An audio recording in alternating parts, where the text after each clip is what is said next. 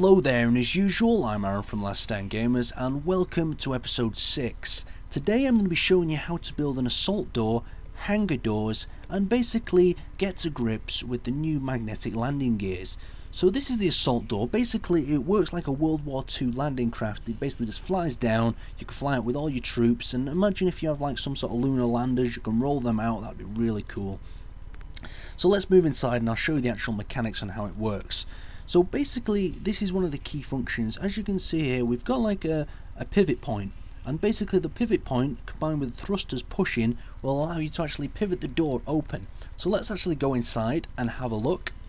So the pivot point is actually across the bottom of the door and the thrusters are located at the top, so the thrusters will push it down. We've also got a lock here. This will keep it in place as the ship's moving, and this is one of the important factors. Otherwise you won't have a door, you just have a hole, and that's probably going to be the difference. These thrusters here are in case when the door comes back up you don't have the correct connection, you need to push the door a little bit. I do admit there is some errors in this, but most 9 out of 10 times it works perfectly and flawlessly. So let's actually get in the cockpit and I'll show you how it works. So if we look over to the right, with the pressing of P we disable our lock on the landing gears, and as soon as we look back we'll get ourselves in third person like so. Let me get myself in third person and we'll get the view from outside the door as it comes down. Just look how amazing, just how exciting is that as it comes down. Just like, he's like, oh, what could be in there? I mean, mine is just an engine room, but you could have all sorts of things. You could have fighters, and I mean, something to take consideration when you're doing this sort of thing is it's going to add quite a bit of weight to your ship. I was really surprised by the actual weight of this ship when it actually came out. So the door's down. I took it nice and slow because all things in Space Engineers need to be done with slow, or else you tend to break things. So the assault door's there, you can run out, run your troops out, just imagine it. So bringing the door back up is a little bit more complicated. This is where the pivot point, let's just say, can actually be really challenged.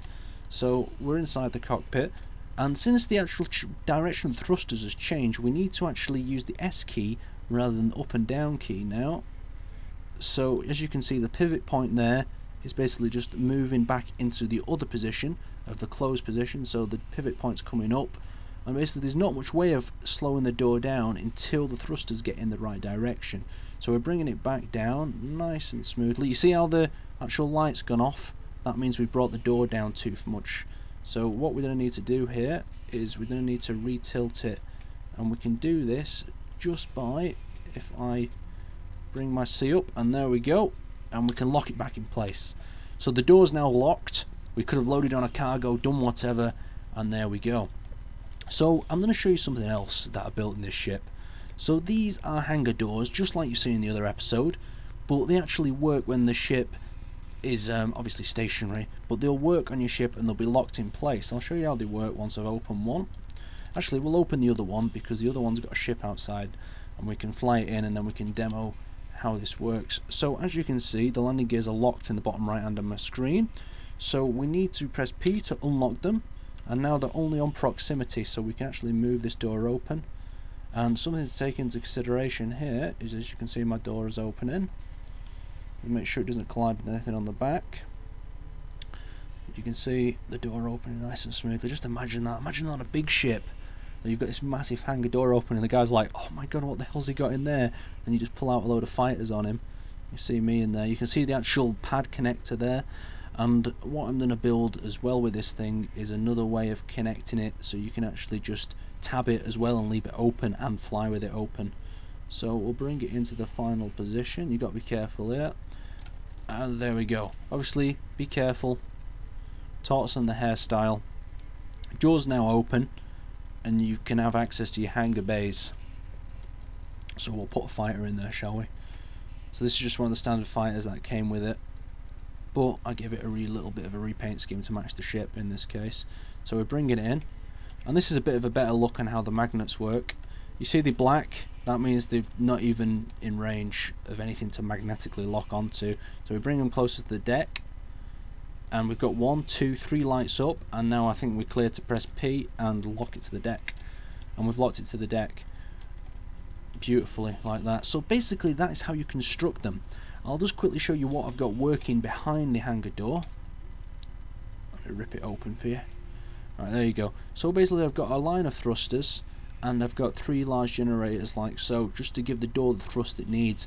I'm going to also show you the weight of this ship, because without parts attached it seems to weigh less, and when you attach more parts, so you want to think about this, how many moving parts do you want on your ship, because you're going to need a lot of thrust. So of course, there we go, there's the actual big ship itself. We've not got the hangar door locked, so we couldn't actually take off, but big ship, unlock, lock.